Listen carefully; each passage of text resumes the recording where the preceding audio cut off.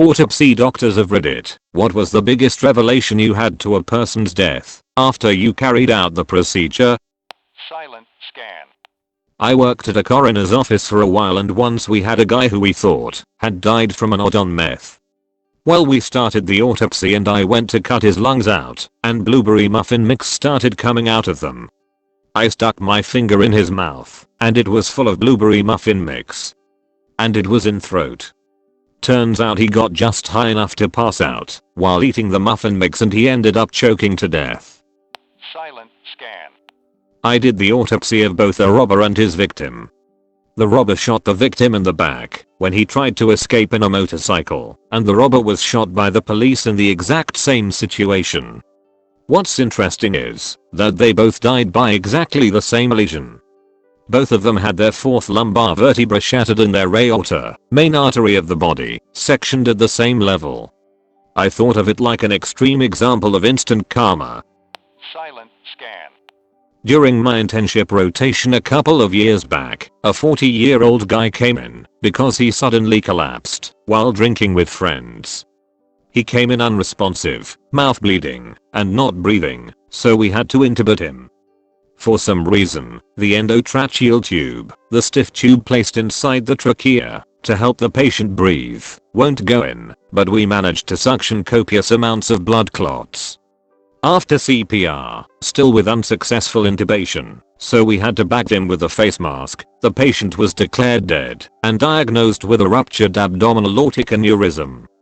During the autopsy, they found out that the guy was apparently shot by a gun from the top of the head. The entry wound was obscured by his hair and was barely bleeding at all, and the bullet somehow went through the back of the guy's throat and made a hole behind the base of the tongue, which the endotracheal tube kept slipping into. Silent scan. Former homicide detective here. Suspicious death. 30-ish male found alone by cleaning staff in the back row of a sparsely attended sci-fi movie. Strange scratching wounds around/in mouth. Some petechiae in eyes and on cheeks, but no signs of strangulation. No obvious signs of chronic illness or disease. Presented as healthy normal adult male. Found on his person was a wallet with normal contents and a single cancelled movie ticket, indicating he went alone. Weird, spy movie shit going on here. Autopsy, a large amount of popcorn compacted in his esophagus. Like a half cup. Dude was apparently excited by the movie, stuffing popcorn in his mouth, and choked. The scratch marks around/in his mouth were self-inflicted, trying to dig out popcorn, verified via fingernail scrapings. His was only DNA present. Loud movie, he was in the back, no one saw or heard him choke. I've never eaten popcorn again. Silent scan. I may be late to the party, but I finally have a good story to tell. In medical school, my group's cadaver was an 80-plus-year-old female who was extremely unfit. Morbidly obese with muscles half the size of any other cadavers.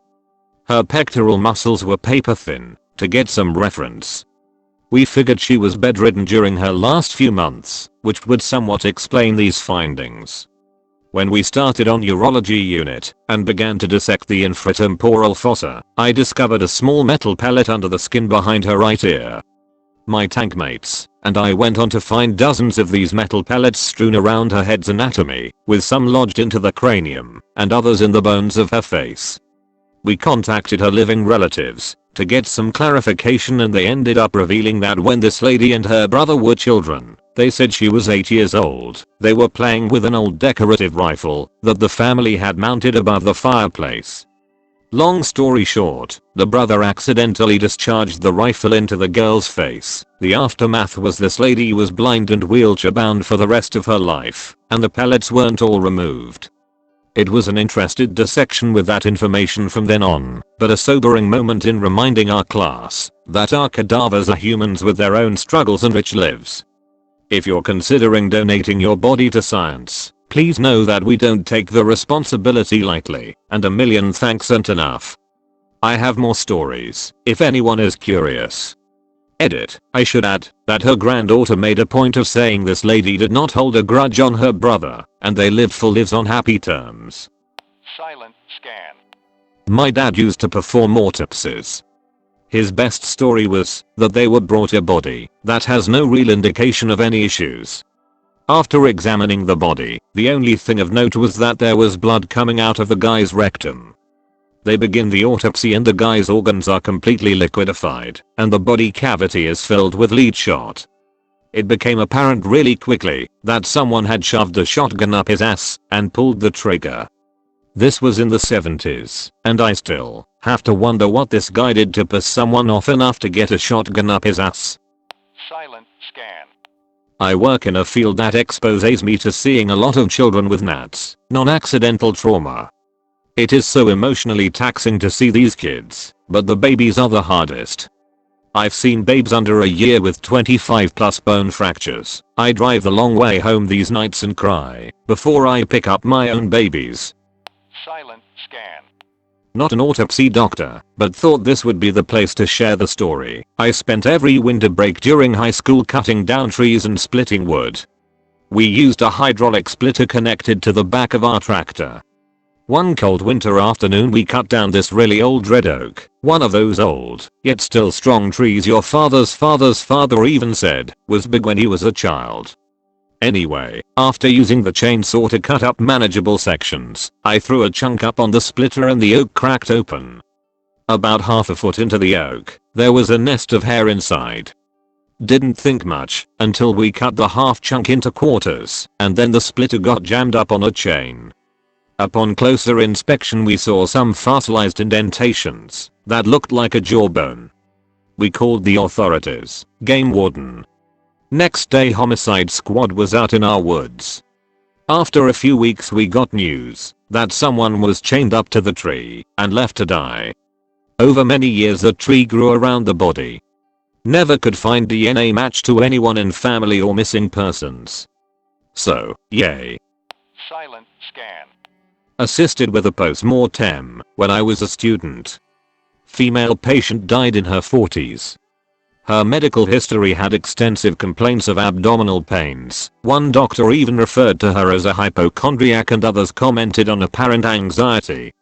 Opened her abdomen, and she had extensive scar tissue. She was absolutely massacred inside from endometriosis. She suffered for decades and never got referred for a laparoscopy. She didn't have fucking anxiety, she had a medical condition.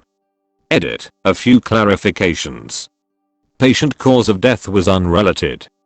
I won't give any details, because it may get too identifying. I'm UK based and this was an NHS post-mortem. Patient did not have diagnosed anxiety. Doctors referred to her anxiety only in relation to her abdominal pain complaints, no other known history. Silent scan. I was a forensic tech for a state medical examiner's office for about 2 years. I've assisted in about 1,000 autopsies and have removed bodies from scenes from likely twice that. I told these stories in another AskReddit thread about people who clean up crime scenes, and I have a few takeaways. Man who had a psychotic break and castrated himself and stuffed it all into this mouth before cutting his own throat. Man who was sodomized to death with a broom, a baseball bat, and the tuning end of a guitar.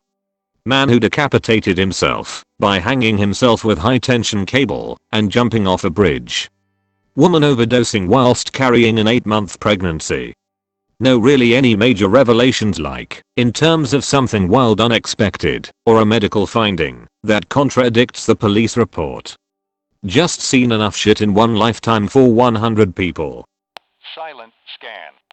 This story circulates every year at my medical school. A body came in with a gunshot, wound to the chest. There was no exit wound.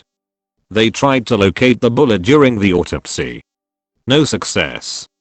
They then did a whole scan, x-ray, or CORT, of the upper chest/abdomen/pelvis.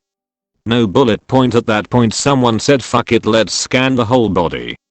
Lo and behold, the bullet was detected in the popliteal fossa area behind the knee. It had embolized/traveled from the heart all the way down the arterial system to the knee, where it got stuck in one of the narrower blood vessels. Silent scan. Forensic pathologist here. To come to mind, I had just moved back to my home state where family lives. Get a case with a man with a distinctive last name in the family tree. I put a text out to my mom to see if we were related, but before she texted back I pulled the sheet back and already knew he looked like me. It was my great uncle. Get a case where it's a house fire death. On exam he's got multiple textbook stab and incised wounds. I spend the next 30 minutes getting gaslighted quizzed by PD about are you sure, because they thought this was a straightforward house fire. Unfun fact, fire's not an uncommon way for people to try to conceal a homicide. Silent scan. My grandmother had a massive stroke in her 30s that paralyzed her entire left side and died in her 60s from a heart attack, but while doing the autopsy they found out she had bad lung cancer, but she never had any pain from it because it was in her left lung. She was a very heavy smoker, so it made sense. It's just crazy that she had lung cancer and never knew. Silent scan. My wife is a pathologist assistant, and during her schooling carried out the autopsy of a newborn that died minutes after birth. The mother was desperate for a child, and had a history of multiple miscarriages at different terms. This was her first time making it full term and all prenatal checkups revealed no problems. The delivery was difficult, but successful, and baby was alive for a short time. Skip to autopsy. All signs point to baby being fully developed. Get to the abdominal cavity and the liver is lacerated and hemorrhage everywhere. During the difficult delivery the resident used too much force with a forceps to pull the baby out. The ruptured liver that caused the baby to bleed out internally. Wife was enthusiastic about autopsy up to this point, now has no interest. Silent scan.